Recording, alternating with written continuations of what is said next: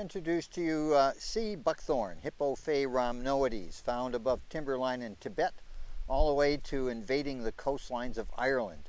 So this can grow from sea level up to above timberline in the Tibetan plateau. Now that's quite the range of habitats it can grow in. It's quite drought tolerant, and you can see it's really thick with berries. This is one of those superfoods, and there's an oil that you can get from the berries or from the seeds called oblapika oil they produce in Russia. It's good for radiation burns and all kinds of skin conditions, diaper rash. So there's a lot of uses for the oil in this. But anyway, this is a high value superfood. The trouble is that most of them are hard to pick. They cluster right on the branches, and they're hard to pull off. They have very small stems, but they're very tasty. And they make a juice out of them, jellies, that oil I mentioned. Now, these are called sea buckthorn in the old days because of the thorns. But there are varieties that have less thorns, bigger fruit, longer stems on the fruit, and less suckering, because these sucker, and that can be a real nuisance. They come as male and female. This is the female, obviously. And these were just seedlings, from a nursery, seedling run. This is not a named cultivar or anything like that.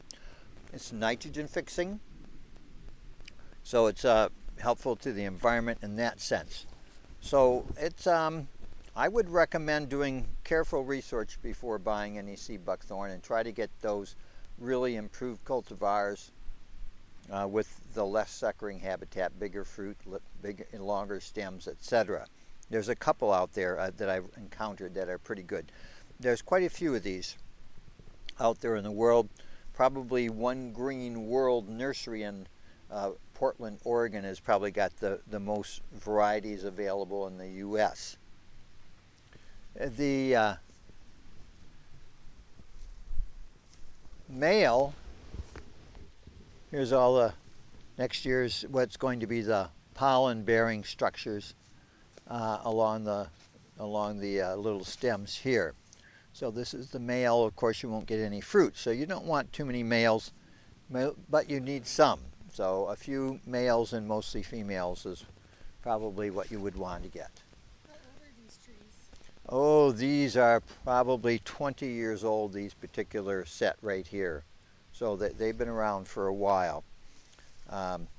Yeah, but they're a useful plant, but you have to be careful where you site them, again, because of that suckering habitat or habit.